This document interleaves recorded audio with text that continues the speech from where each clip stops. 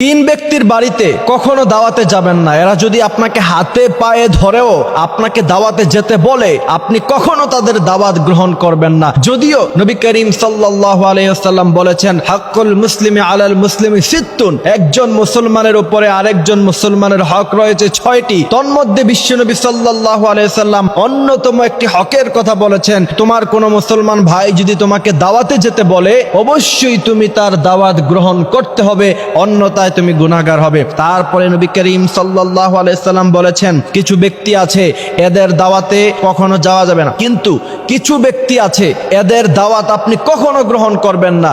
মনে রাখবেন, কিছু কিছু সময় নিজের ব্যক্তিত্ব ধরে রাখা আপনার জন্য অত্যন্ত গুরুত্ব, এবং আপনি যদি মান সম্মান নিয়ে সমাজে বাঁচতে চান, যদি আপনি চান যে আপনার একটা সম্মান থাকুক সমাজের মধ্যে, তাহলে অনেক সময় নিজের ব্যক্তিত্ব ধরে রাখতে হয়।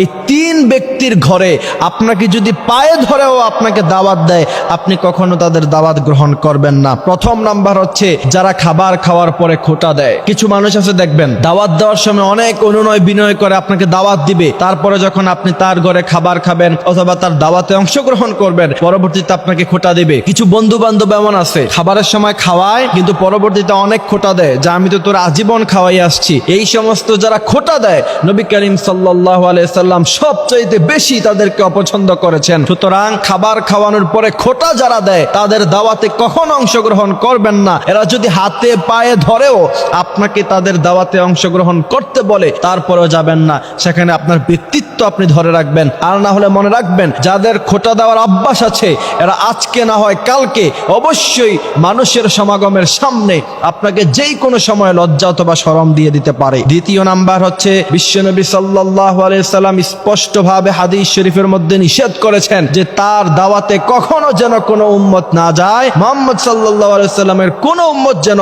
তাদের দাওয়াত গ্রহণ না করে যাদের ইনকাম হারাম। আপনি মনে রাখবেন, হারাম ইনকাম যাদের আছে, এদের কলবে কোনো নূর থাকে না, তাদের হৃদয়টা বড় শক্ত থাকে, হৃদয়টা প্রাসান থাকে। এরা সাধারণত এদের মন গলে না, এদের মন সাধারণত নরম হয় না। সুতরাং আপনি সম্পূর্ণ হালাল ইনকাম থেকে আপনি খাবার খান, হালাল ইনকামে আপনি চলাফেরা করেন, কিন্তু এমন একজন মানুষ আপনাকে দাওয়াত দিয়েছে যার টোটালি ইনকাম হারাম, যদি আপনি ওই ব্যক্তির হারাম টাকা থেকে দাওয়াত গ্রহণ করেন, আর সে যদি হারাম টাকা থেকে আপনাকে খাবার খাওয়ায়, তাহলে আপনার হৃদয়ে যে নূর আছে, সে নূর আল্লাহ সুবহানাহু ওয়া তাআলা উঠিয়ে নিবে। তখন ইবাদতে মজা পাবেন না, কোরআন তেলাওয়াতে মজা পাবেন না, নামাজ রোজায় মজা পাবেন না। সুতরাং এই ব্যক্তির দাওয়াতও গ্রহণ করা যাবে না। তৃতীয় নাম্বার হচ্ছে, এমন ব্যক্তি যারা আপনার সামনে ভালো কিন্তু পিছনে পিছনে গীবত করে, যদি আপনি জানেন, তাহলে এমন ব্যক্তির দাওয়াত কখনো গ্রহণ করবেন না, এমন ব্যক্তির বাড়িতে আপনি কখনো যাবেন না। প্রিয় ভাইয়েরা আমার, আল্লাহ নবী সাল্লাল্লাহু আলাইহি সাল্লাম সব কিছু শিক্ষা দিয়েছেন। কিভাবে পার্লামেন্ট পরিচালনা করতে হবে সেটাও নবী করিম সাল্লাল্লাহু আলাইহি সাল্লাম শিখিয়েছেন। আবার কিভাবে সমাজ পরিবর্তন করতে হবে, ব্যক্তি জীবনে কিভাবে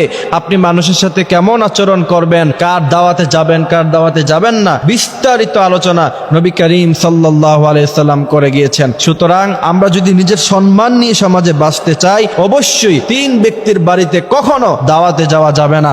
যদিও তারা আপনাকে অনেক রিকোয়েস্ট করে, তাদেরকে বলবেন যে আমি আপনার বাসায় যেতে পারবো না, আমার নিজস্ব কাজ আছে। তাদেরকে অন্য কোনো কথা বলে তাদের থেকে দূরে সরে যাবেন, তাদের সাথে সম্পর্ক রাখতে যাবেন না। আল্লাহ সুবহানাহু ওয়া তাআলা আমাদেরকে এই কথাগুলি বোঝার তৌফিক দান করুক, আমিন।